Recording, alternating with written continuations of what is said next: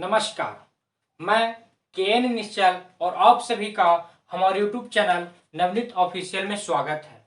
दोस्तों, आज हम आपके त्रिकोणमिति का लास्ट चैप्टर ऊंचाई एवं दूरी के बेसिक थ्योरी और फॉर्मूला लेके आपके सामने हाजिर हैं। तो दोस्तों, आज हम बात करने वाले हैं बेसिक थ्योरी ऑफ फॉर्मूला। किसका? ऊंचाई एवं दूरी का। किसका? ऊंचाई एवं दूरी का। इसको बोलचाल के भाषा में यानी बुक के लफ्ज में, बुक के बोलचाल के भाषा में त्रिकोणमिति के कुछ अनुप्रयोग के नाम से भी चैप्टर दिया जाता है। ऊंचाई एवं दूरी को त्रिकोणमिति के कुछ अनुप्रयोग नामक चैप्टर से भी दिया जाता है। दोस्तों, हम लोग इस चैप्टर में जो पढ़ने वाले हैं वो होगा समकोण त्रिभुज, अवनमन कोण, उन्नयन कोण। ये तीन बातें जब आपके दिमागों में बैठ जाएगी, समकोण त्रिभुज, उन्नयन कोण और अवनमन कोण, तो मैं वादा करता हूं कि आपसे ऊंचाई एवं दूरी का कोई ऐसा क्वेश्चन नहीं होगा जो आपसे सॉल्व नहीं होंगे। तो दोस्तों, चलिए इस वीडियो को शुरू करते हैं। तो दोस्तों, आज हमको पढ़ना है समकोण त्रिभुज, अवनमन कोण, उन्नयन कोण। और पढ़ना जो होगा वो पढ़ना होगा साइन थीटा, क्या? साइन थीटा, कॉस थीटा और tan theta. Sine theta, cos theta और टैन थीटा। ये छह बातें अगर आपके दिमाग में सही सही बैठ जाएंगी, अगर आप ये छह बातें को जानते होंगे, तो मैं आपसे ये वादा करता हूं कि आप ऊंचाई एवं दूरी का कोई भी क्वेश्चन में प्रॉब्लम आपको क्रिएट नहीं होंगे। आप केवल उन्नयन कोण, अवनमन कोण, समकोण त्रिभुज, साइन थीटा, कॉस थीटा और टैन थीटा का अध्ययन आप करेंगे।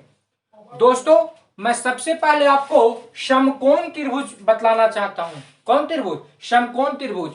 मैं जब त्रिगो शुरू किया था तभी आपको बताया था कि जो ट्रिग्नोमेट्री होता है वो समकोण त्रिभुज पे रन करता है। त्रिकोणमिति किस पे रन करता है? समकोण त्रिभुज पे। तो मैं आपको पहले समकोण त्रिभुज बताना चाहता हूं। कैसा त्रिभुज? समकोण त्रिभुज। तो जब आप बोल रहे हैं बार बार समकोण त्रिभुज, तो त्रिभुज के पहले जो शब्द आ रहा है वो है समकोण। त्रिभुज के पहले कौन शब्द आ रहा है? समकोण। समकोण माने 90 डिग्री होता है। क्या? समकोण का अर्थ 90 डिग्री, यानी वैसा त्रिभुज जिसका एक कोण समकोण हो अर्थात 90 डिग्री का हो, उसे समकोण त्रिभुज कहते हैं।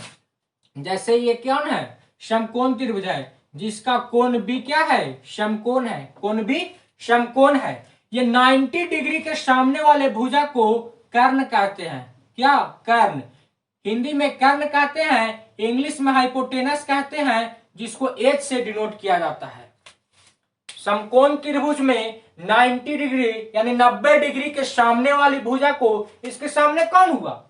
इसके सामने यही ना हुआ भुजा, AC.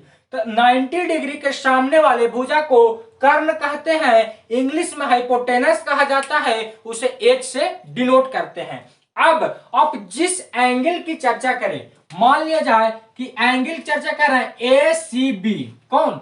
Angle A C B दिया हुआ रहे theta degree. Angle A C B दिया रहे थीटा डिग्री, यानी ये जिस एंगल की चर्चा करें उस एंगल के सामने वाला भुजा को लंब कहते हैं।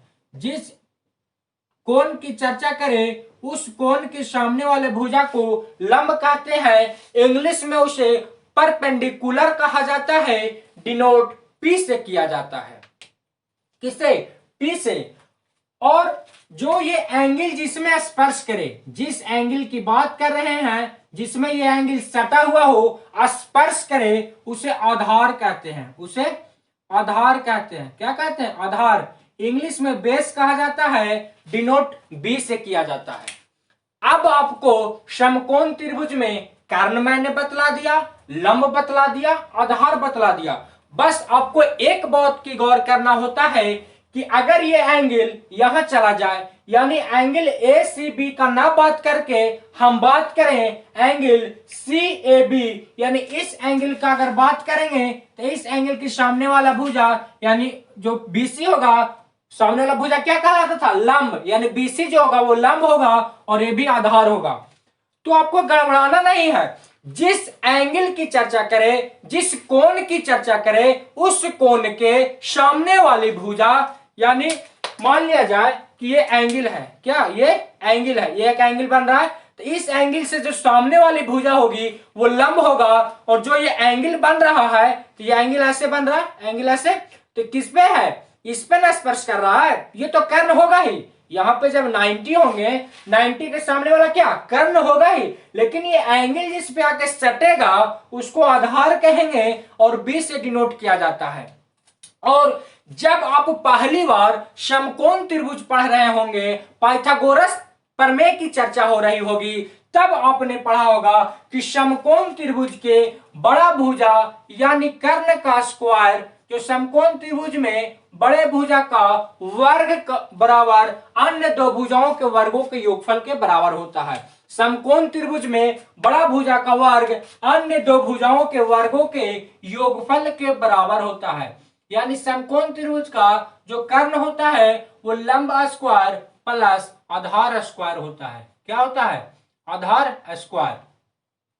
जो समकोण त्रिभुज का कर्ण होता है, कर्ण का स्क्वायर लंब का स्क्वायर प्लस आधार का स्क्वायर के बराबर होता है। कर्ण को हम लोग h से डिनोट करते हैं, यानी h का स्क्वायर बराबर p का स्क्वायर प्लस b का स्क्वायर।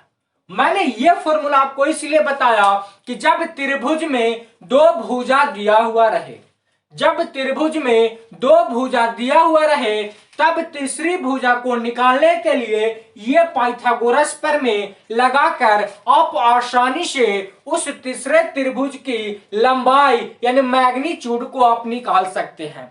अब ये जो ऊंचाई एवं दूरी है, इसमें दो भुजा आपको कभी देगा ही नहीं। ऊंचाई एवं दूरी में दो भुजा आपको कभी देगा ही नहीं। जब दो भुजा दे देगा तब आपसे तीसरी भुजा नहीं पूछेगा, आपसे एंगल पूछेगा। क्या पूछेगा? आपसे एंगल पूछेगा, यानी कोण पूछेगा।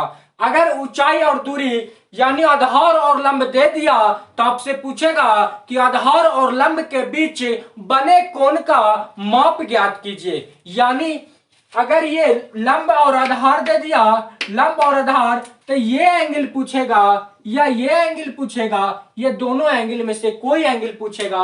आपसे कभी तीसरी भुजा पूछने वाला नहीं है, क्योंकि तीसरी भुजा पूछने का सवाल आप क्लास 8 में पढ़ चुके हैं। अब आप क्लास 10th में हैं, यानी आप जो पढ़ रहे हैं वो त्रिकोणमिति पढ़ रहे हैं, यानी साइन कॉस टेन का आपको यूज करना होगा, इस्तेमाल करना होगा।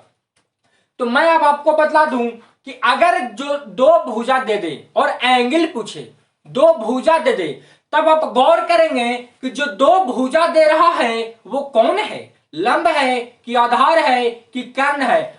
अगर लंब और आधार दे, क्या दे? जनरली जो आपको ऊंचाई एवं दूरी में जो क्वेश्चन में जो भुजाओं की लंबाई देगा वो लंब और आधार देगा। क्या देगा? लंब और आधार। अगर लंब और आधार दे दे तो बस यही तीनों फॉर्मूला पे गौर करना है कि तीनों में लंब और आधार चर्चा किसमें होती है। तो मैंने आपको फर्स्ट वीडियो में बतलाया था बेसिक क्लास में कि लंब और आधार की चर्चा हो तो हम कहीं नहीं जाएंगे, tan थीटा को मानेंगे। इसको tan थीटा पे जाएंगे। तो tan थीटा का जो होता है फॉर्मूला वो क्या होता है? लंब बटा आधार। tan थीटा का फॉर्मूला क्या होता है? लंब बटा आधार। तो लंब को P से डिनोट करते हैं और आधार को B से। तो अगर लंब और आधार दे दे तो tan थीटा लगाएंगे, लिखेंगे tan थीटा बराबर लंब बटा आधार, लंब बटा आधार का मान रख देंगे और जो आएगा उससे एंगल निकल जाएगा, यानी थीटा का मान निकल जाएगा। यहां से आप कौन निकाल लेंगे? अगर दो भुजा आधार और कर्ण दे दे, अगर दो भुजा आधार और कर्ण दे दे तो आप cos थीटा के पास जाएंगे और cos थीटा का फॉर्मूला आप जानते होंगे कि आधार बटा कर्ण होता है। cos थीटा का फॉर्मूला क्या होता है? आधार बटा कर्ण। आधार को B से डिनोट करते हैं, कर्ण को H से डिनोट करते हैं। आप आधार बटा कर्ण लगाएंगे, 1/2 1/√2 कुछ भी आ जाएगा, वो cos का एंगल आ जाएगा और वही आपका आंसर होगा। जब आपको दो भुजा में लंब और कर्ण दे दे, जब दो भुजा में आपको लंब और कर्ण दे दे तब आप साइन थीटा का यूज करेंगे। साइन थीटा का जो फॉर्मूला होता है वो लंब बटा कर्ण होता है, लंब बटा कर्ण। साइन थीटा का जो फॉर्मूला होता है वो लंब बटा कर्ण होता है। लंब को P से डिनोट करते हैं, कर्ण को H से डिनोट करते हैं, और साइन थीटा का फॉर्मूला लगाकर P/H लगाकर आप एंगल निकाल लेंगे।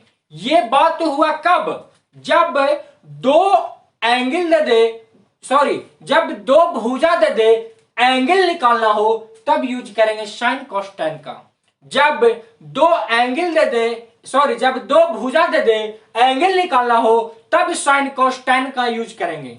एक बात और है कि साइन कॉस टैन का यूज कब करेंगे? तो जब आपको एक एंगल और एक भुजा दे, एक एंगल और एक भुजा, यानी लंब और एंगल दे दे, पूछे आधार। जब लंब और एक कोण दे दे, आपसे पूछे कि आधार ज्ञात कीजिए, तब आप फिर tan थीटा का यूज करेंगे, लंब बटा आधार लगाएंगे, एंगल लिया हुआ है तो tan थीटा का मान आ जाएगा, लंब दिया हुआ है तो लंब का मान पुट कर देंगे, तब हमको आधार मालूम हो जाएगा। या जब हमको आधार और एक कोण दिया हुआ हो और लंब पूछे तब भी हम लोग tan थीटा का यूज करेंगे, क्योंकि tan थीटा बराबर लंब बटा आधार होता है। आधार और tan थीटा का मान पुट कर देंगे, लंब हम लोग निकाल लेंगे। उसी प्रकार cos थीटा में अगर एक एंगल और आधार या कर्ण में से कोई दे दे और दूसरा पूछे, यानी कर्ण और एक कोण दे दे और आधार पूछे, तब cos का यूज करेंगे। या आधार और एक एंगल दे दे और कर्ण निकालना रहे तब cos का यूज करेंगे। फिर वही बात साइन में, जब लंब और एक कोण दे दे, कर्ण पूछे, तब साइन का यूज करेंगे। या जब एक एंगल और कर्ण दे दे, लंब पूछे, तब साइन का यूज करेंगे। ये बातें थी कब? कि जब दो बातें दिया हुआ रहे, तीसरी बातें पूछे। साइन कॉस टैन का यूज कब करेंगे? जब दो बातें दिया हुआ रहे, तीसरी बातें पूछे। कहने का मतलब कि एक भुजा और एक कोण दिया हुआ रहे और दूसरी भुजा को पूछे। जब एक कोण एक भुजा दिया हुआ रहे और दूसरी भुजा पूछे, तब ये तीनों फॉर्मूला का यूज करेंगे। या जब दो भुजा दे दे, क्या? जब दो भुजा दे दे और उनके बीच के एंगल को पूछे, तब हम लोग साइन कॉस टैन का इस्तेमाल करेंगे। तो मैंने आपको समकोण त्रिभुज बतलाया, साइन कॉस टैन बतलाया। अब दो बातें बच गई, उन्नयन कोण और अवनमन कोण। कौन? उन्नयन कोण और अवनमन कोण। इसको समझना बेहद आसान है। मैं वादा करता हूं कि आपको आसानी लफ्जों में समझा दूंगा। क्या? आसान भाषाओं में मैं आपको उन्नयन कोण और अवनमन कोण समझाने की कोशिश करता हूं। जब भी आप नीचे से ऊपर देखें, नीचे से ऊपर, यानी यहां है तो ऐसे देखें, ऊपर दिख रहा है, हम कहां देख रहे हैं? ऊपर। तो जब ऊपर देखेंगे तो जो एंगल बनेगा मेरा यहां ना, तो हम ऊपर देख रहे हैं तो यहां एक एंगल बन रहा है, आंख और इसमें एंगल बन रहा है। आंख और ये जो रोशनी देख रहे हैं, जो मैंने पेन रखा अपने आंख के पास, उसके बीच में एक एंगल बन रहा है। इसी एंगल को उन्नयन कोण कहते हैं। किसको? इसी एंगल को उन्नयन कोण कहते हैं। और जब ऊपर से नीचे देखे, जब ऐसे देखे, ऐसे दिख रहा है आपको, ऐसे, तो जब यहां पेन रखेंगे तो यहां बन रहा है एक एंगल, इसी को अवनमन कोण। ऊपर देखे तो उन्नयन, नीचे देखे तो अवनमन। ऊपर देखे तो उन्नयन और नीचे देखे तो अवनमन। जब दिया हुआ रहेगा कि क्या है? दीवार है, और दीवार से नीचे देखा जाता है तो जो कोण बनेगा, ये कोण बनेगा। ये दीवार पर चढ़ के कोई व्यक्ति नीचे देखेगा तो यहाँ पे कोण बन रहा है, ये कोण बन रहा है ना, ये कोण। तो ऊपर से, यहां से नीचे की ओर दिख रहा है ना, तो जब ऊपर से नीचे देखे तो जो कोण बनेगा वो अवनमन कोण बनेगा। कौन कोण बनेगा? अवनमन कोण। और जब कोई व्यक्ति आधार है और यहां से ऊपर देखे, यहां से ये आधार और यहां से ऊपर दिख रहा है, तो ये जो कोण बनेगा वो उन्नयन कोण बनेगा। यानी नीचे से ऊपर देखने में जो कोण बनेगा वो उन्नयन कोण होगा, और ऊपर से नीचे देखने में जो कोण बनेगा वो अवनमन कोण होगा। जैसे मैं आपको दिखलाता हूं कि मान लिया जाए ये एक समकोण त्रिभुज है। कैसा त्रिभुज? समकोण त्रिभुज। कैसा त्रिभुज? समकोण त्रिभुज। तो अगर कोई बंदा यहां पे खड़ा रहे, कहां पे? यहां पे खड़ा रहे, कहां पे? यहां पे। तो यहां खड़ा होके और कोई नीचे देखेगा तो यहाँ पे खड़ा होके, यहाँ पे खड़ा है और कोई नीचे देखेगा तो ये जो कोण बनेगा यही कोण को अवनमन कोण कहेंगे। ये कोण को अवनमन कोण कहेंगे। ऊपर से नीचे देख रहा है ना, तो जब भी ऊपर से नीचे देखेगा तो इसको अवनमन कोण कहेंगे। और ये कोण और ये कोण आपस में क्या होंगे? बराबर होंगे, क्योंकि ये दोनों कौन लाइन है? पैरेलल लाइन है, समानांतर लाइन है। और समानांतर लाइन में एकांतर कोण बराबर होते हैं। दो समानांतर रेखाओं के बीच बने एकांतर कोण बराबर होते हैं। दो समानांतर रेखाओं के बीच बने एकांतर कोण बराबर होते हैं, यानी जब ये एंगल और ये एंगल आपस में क्या होंगे? बराबर होंगे। ये एंगल और ये एंगल आपस में बराबर होंगे, यानी ऊपर से कोई व्यक्ति नीचे देख रहा है, यानी यहां पे एंगल बनेगा तो वो अवनमन कोण कहलाएगा। और जब कोई व्यक्ति यहां पे खड़ा हो जाएगा, कहां पे? यहां नीचे, यहां पे खड़ा हो जाएगा तो यहां से जब ऊपर देखेगा, यहां से ऊपर देखेगा तो जो ये कोण बनेगा, ये कोण दिख रहा है आपको? जब कोई व्यक्ति यहां पे खड़ा हो जाए और ये ऊपर देखे तो यहां पे कोण बनेगा, ये कोण यूनियन कोण कहलाएगा। और ये कोण यानी एकांतर कोण बराबर होते हैं। दो समानांतर रेखाओं के बीच बने एकांतर कोण बराबर होते हैं, यानी ये कोण और ये कोण बराबर होते हैं। तो यहां से ऊपर देखेगा तो ये यूनियन कहलाएगा। कौन कोण? यूनियन। और जब यहां से उधर देखेगा तो ये अवनमन कोण कहलाएगा। तो इसीलिए जब कभी दिया होता है यूनियन कोण और अवनमन कोण बराबर होते हैं, यूनियन कोण और अवनमन कोण बराबर होते हैं। और जब ऊपर से देखे तो ये अवनमन कोण होगा और ये इसका यूनियन कोण होगा, ये भी दोनों क्या होंगे? बराबर होंगे। यानी यूनियन कोण अवनमन कोण बराबर होते हैं। जब नीचे से ऊपर कोई देखे तो यूनियन कोण कहलाएगा, और जब ऊपर से नीचे की ओर देखे तब अवनमन कोण कहलाएगा। और जब ये कोण दे दे और आपको मन करे कि हम ये सब कोण की चर्चा नहीं करेंगे, हम ये कोण से नहीं चलेंगे, आपको ये कोण से चलने की मन हो, जब कोण दे देखे ऊपर वाला अवनमन कोण और आपको इस कोण से चलने की मन करे, दिल करे, तब आपको क्या करना है? 90 में से घटा देना है। क्योंकि जब आप पढ़े होंगे समकोण त्रिभुज या कोई भी त्रिभुज, तब आपको बतलाया गया होगा कि त्रिभुज के तीनों कोणों का योग 180 डिग्री होता है। क्या होता है? त्रिभुज के तीनों कोणों का योग 180 डिग्री होता है। तो ये समकोण त्रिभुज है, इसीलिए ये कोण जो है हमारा वो समकोण है, यानी 90 डिग्री का है। तो जो दो कोण बचा, दो एंगल बचे, वो कौन एंगल बचे? ये और ये। तो ये दोनों एंगल का योग कितना होगा? 90 डिग्री होगा। कितना होगा? 90 डिग्री होगा। ये तो 90 अकेला हो गया, तो जो तो बचा वो 90 डिग्री होगा। और ये कोण दिया हुआ रहे और हमको इस कोण से चलने की चर्चा हो, मन करे, दिल करे, तो हम लोग 90 में से घटा देंगे तो ये कोण आ जाएगा। और इस कोण से साइन कॉस टाइन यूज करके हम लोग आंसर प्राप्त कर लेंगे।